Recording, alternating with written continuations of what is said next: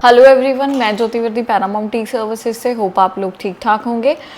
आज मैं आप लोगों के सामने लेके आई हूँ कि आज अगर हम कनाडा के लिए एप्लीकेशन लगा रहे हैं तो क्या उसका प्रोसेसिंग टाइम है, कैसे इमिग्रेशन जो है उसके रिजल्ट्स दे रही है, इन सारी चीज़ों के लिए क्या रेशियो चल रहा है, किस मंथ के रिजल्ट्स आ रहे हैं। तो ये सारी चीज़ों के लिए प्रॉपर वीडियो होगा ये। आप इस वीडियो को जो है एंड तक ज़रूर देखिएगा। और अगर आप फर्स्ट टाइम मेरे चैनल पर विजिट कर रहे हैं तो मेरे चैनल को सब्सक्राइब कर लीजिए ताकि आपको सारी चीज़ें जो है क्लियर होती रहेंगी। टाइम टू टाइम जो भी न्यू अपडेशंस होंगी वो भी मिलती रहेंगी। आज बात करेंगे कि CIC की साइट जो है वो हमें कितने दिनों में रिजल्ट देती है अगर हम इंडिया से अपना प्रोसेस स्टार्ट करते हैं। तो जैसे कि आप लोग देख रहे हैं, लास्ट 114 था और 114 पे ही अभी तक स्टक है। 114 डेज हो चुके हैं, 114 दिन प्रॉपर जो है इमिग्रेशन ले रही है। बट अगर इसी के अकॉर्डिंग हम कंपेयर करें अपने लाइव रिजल्ट को कि हमें रिजल्ट कितने टाइम में मिला है, तो वो भी मेरे साथ स्क्रीन पे मैं आपको चेक करवा देती हूँ। ये एप्लीकेशन है पर्सन की। इनका जो सबमिशन कन्फर्मेशन है 12 जुलाई को किया था, 12 जुलाई 2024 को। रिज़ल्ट आया है 28 अक्टूबर 2024 को। मतलब आप लोगों के सामने है जुलाई, अगस्त, सितंबर, अक्टूबर, 3 महीने में, अप्रॉक्स 3 महीने में जो इनका रिजल्ट, 3-3.5 महीने में इनको रिजल्ट मिला है। तो वही बात आ जाती है कि 114 दिन वो ले रहे हैं और उसके अकॉर्डिंग लाइव रिजल्ट ये बोल रहा है। और वीज़ा रेशियो आप देख लो, लोगों को लग रहा था कि नहीं, अगर ये न्यूज़ आ रही है या कुछ डिप्लोमेट इशू हुआ है तो एक को भी वीज़ा नहीं मिलेगा। लोगों के माइंड में ये क्वेश्चन बहुत ज़्यादा स्टक कर रहा है। बट आप लोगों के सामने मैं शेयर कर रही हूँ, लाइव पोर्टल है ये, जिसमें 12 जुलाई को एप्लीकेशन लगाया और पर्सन ऑलरेडी 2 बार रिफ्यूज्ड है कनाडा से ही। फ्रेश पासपोर्ट है, कहीं का भी ट्रैवल हिस्ट्री नहीं है। एग्रीकल्चर की एप्लीकेशन है ये और इनका मतलब अपना खुद का खेती बाड़ी का काम है और प्रॉपर तरीके से एप्लीकेशन को लगाया बिना किसी ट्रैवल हिस्ट्री से और बिना रिफ्यूजल्स होने के बावजूद इनको जो है इतने दिनों में वीज़ा मिला है।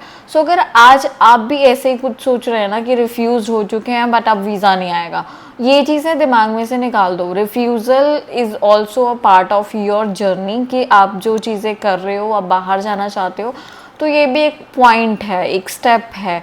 ठीक है, किसी स्टेप पे हमारा अप्रूवल भी आ सकता है, किसी स्टेप पे रिफ्यूज़ल भी आ सकता है। तो इस चीज़ को आप इतना मत समझो कि नहीं, अगर एक बार रिफ्यूज़ हो गया तो इमिग्रेशन आपको वीज़ा नहीं देगी। ऐसा कुछ नहीं है, इमिग्रेशन वीज़ा देगी, बट शर्त एक है कि आपके डॉक्यूमेंट्स जो हैं वो जेन्युइन लगे हो, आपके डॉक्यूमेंट्स जो है प्रॉपर तरीके से लगे हो, तो आपको वीज़ा जो है वो मिल सकता है। अगर आज एप्लीकेशन लगा रहे हो तो कोई बोल रहा है कि नहीं, आप एग्रीकल्चर का चाहे काम कर रहे हो, आपके लिए इनकम टैक्स रिटर्न बहुत ज़रूरी है, अगर कोई आपको ऐसे गाइड कर रहा है तो उनको एक चीज़ आपको समझानी है कि भाई ये हमारे एग्रीकल्चर का जो ऑक्यूपेशन है उस पे तो सरकार ने टैक्स नहीं रखा है, मतलब वो इनकम टैक्स एग्जम्प्ट इनकम आती है।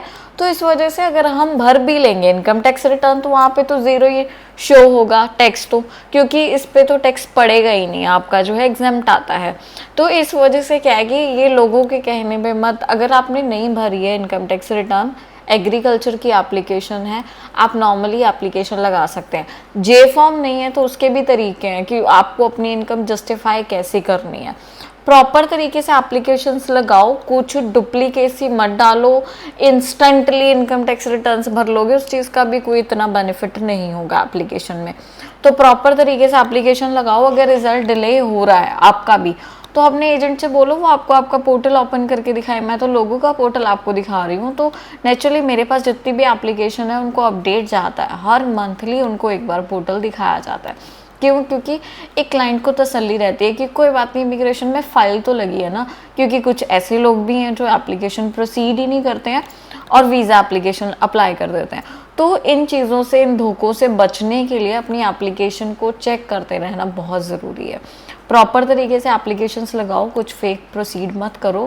पहले रिफ्यूज़ हो, फ्रेश पासपोर्ट है, कोई दिक्कत आ रही है, एप्लीकेशन समझ नहीं आ रही कैसे फाइल करना है, या इनकम सोर्स को लेके आप थोड़े से जो है नर्वस हो कि नहीं मेरी इनकम कम है तो कनाडा वीज़ा नहीं देगी, ऐसे डाउट्स है ना, तो मेरा पेज जाके पूरा चेक करो यूट्यूब का। आपके हर क्वेश्चन का आंसर हर टेस्टमनी देगी। आपके माइंड में कोई भी डाउट है वो मेरी टेस्टमनीज क्लियर कर रही है। सक्सेस स्टोरीज आप प्रॉपर सुनो, लोग क्या बोल रहे हैं, प्रॉपर तरीके से इन्फॉर्मेशन लो। और अगर आप भी ट्रांसपेरेंट प्रोसेस चाहते हो, कहीं से भी बिलोंग करते हो, पंजाब से या आउट ऑफ पंजाब या आउट ऑफ इंडिया क्यों नहीं बिलोंग करते हो, तो आप हमारे हेल्पलाइन नंबर पे कांटेक्ट करो, आपको प्रॉपर सर्विसेज मिलेंगी। जो बहुत दूर से उनको आने की भी ज़रूरत नहीं होती, ऑनलाइन उनके लिए प्रोसीजर होता है, बट उसके लिए पहले आपको कॉल करना पड़ेगा, अपॉइंटमेंट्स लेनी पड़ेगी, फिर उसके बाद सारी चीज़ें क्लियर होगी। अगर आप पंजाब से ही हो तो अपने डॉक्यूमेंट्स लेके विजिट करो, आपको जो अप्रोप्रिएट कंट्री और अप्रोप्रिएट आंसर होगा वो आपको मिलेगा काउंसलिंग में। So thank you so much all of you. Video अच्छी लगती है तो उसको आगे से आगे स्प्रेड ज़रूर करें। Thank you.